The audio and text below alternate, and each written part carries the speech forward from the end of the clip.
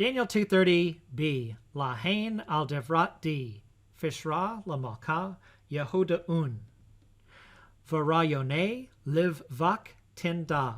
And that brings us to the Saluk Sof Pasuk. So let's go back to the first word. We see a Ravia here. And this is doing the same thing as in Daniel 2:30a. It's entering there a pause. In this case, it's after the first word, which is a conjunction meaning something like but. So this is appropriate. Daniel's been speaking a lot, and he's finally about to start telling the dream. So this is leaving the reader and the king hanging a little bit. But, and then these next three words are a literary formula, meaning something like so that.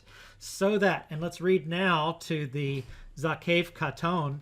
We have the interpretation. We have a lamed before the king.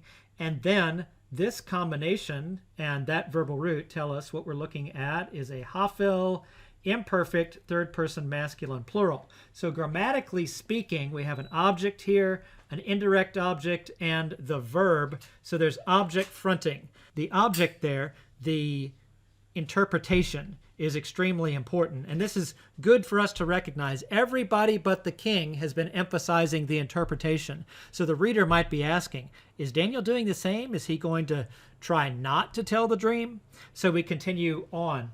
And then the next line, we have the word for thoughts. And in this case, it's combined in a construct, and the thoughts of your heart.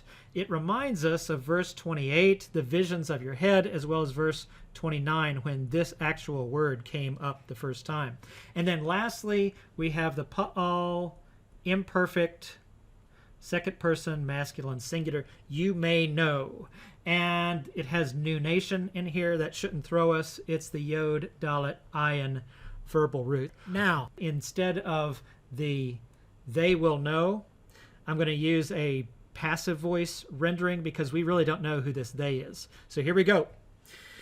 But so that the interpretation may be known to the king, and the thoughts of your heart you may know.